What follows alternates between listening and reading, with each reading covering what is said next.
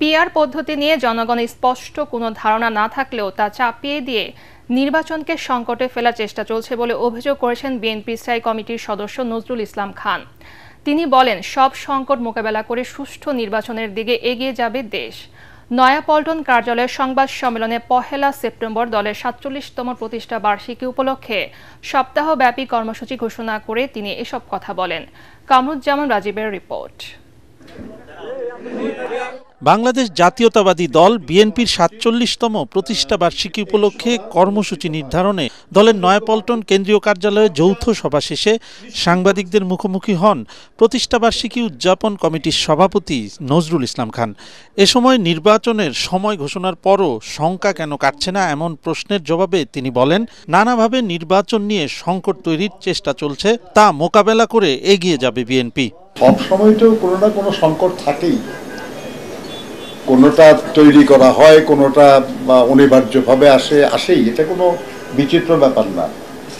আমরা তার মধ্যে দিয়ে এগিয়ে যাই।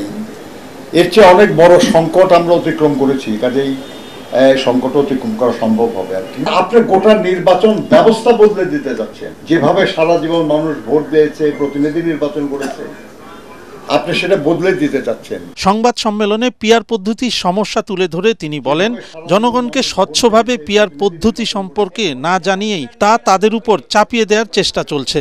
বলেন, সংবিধান সংশোধন না হওয়া পর্যন্ত পিআর পদ্ধতির কোনো সুযোগ নেই।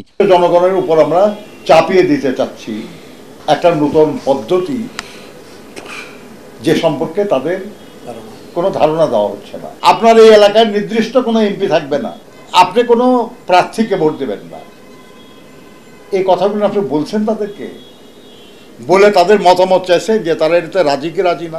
এই নিয়ে যখন ইনসিস্ট করা হয় তখন তো সন্দেহ করাই যায় আর কি, যে এটা একটা অযৌক্তিক চেষ্টা। এ সময় দলের সিনিয়র যুগ্ম মহাসচিব রুহুল কবির রিজভী বলেন, অবাধ সুষ্ঠু নির্বাচনের পরিবেশ এখনো নিশ্চিত হয়নি, নানা ধরনের চক্রান্তের আভাস পাওয়া যাচ্ছে।